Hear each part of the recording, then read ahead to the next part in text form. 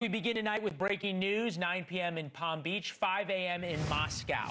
We're learning Ambassador-at-Large Steve Witkoff is expected to meet with Russian President Vladimir Putin soon. This is a working Thanksgiving to begin hammering out, or to hammer out the final details, depending on who you listen to, ending the war in Ukraine. And President Trump has gone back and forth on how this is as we watch the President and First Lady descend the stairs of Air Force One.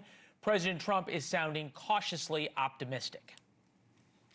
Ukraine is doing well. I think they're pretty happy about it. They'd like to see it end.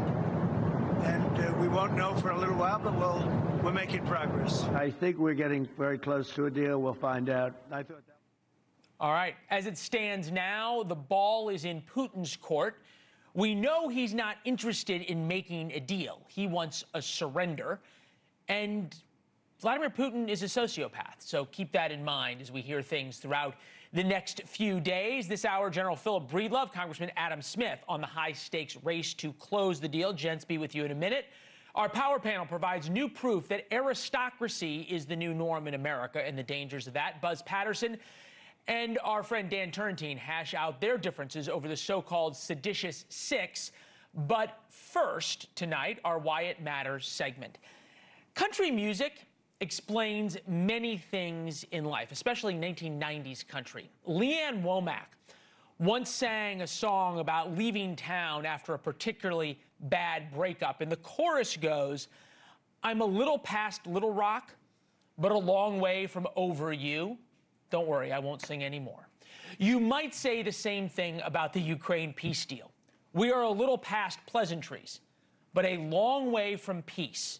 Because peace requires both sides genuinely wanting it, agreeing to it, and a stronger power to enforce it. Those three things are very much in question tonight. We can say with certainty, Putin still wants to take over all of Ukraine, and we know that because he and his buddies tell us that. This is his right-hand man. If the spirit and letter of anchorage, the key understandings we recorded, are stripped out, it will be a fundamentally different situation. But for now, I repeat, we have not received anything officially. That's a fancy way of saying the Russian stance hasn't changed much since Trump and Putin met in Alaska. Remember that back in August? It seems like forever ago, and there was supposed to be something in 2 weeks back then. Hence, we are a long way from peace. Putin's actions show us this. He is bombing Ukraine and civilian targets there day and night, plus Russian drones just made their deepest incursion into NATO territory since the war began. They were more than 1,000 miles away from Moscow. So Putin is testing NATO as he's trying to say he is going to make peace and live by a peace deal in Ukraine. That doesn't mean we should not try to push for a peace deal. It's something Joe Biden never did, which was an enormous mistake. Huge mistake. The Russian deal, what the Russians wanted, was a non-starter for Ukraine. It was a Ukrainian surrender. And it's fair to say this new deal will likely be unacceptable for Putin. And even if there is a deal, how do you get Vladimir Putin to follow the rules?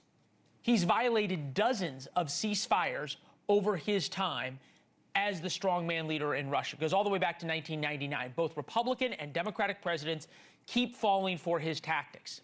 So I was there in eastern Ukraine when Putin invaded in 2014. Over and over and over again, there were ceasefires and peace deals in Ukraine. Putin violated every one of them, including with the invasion in 2022.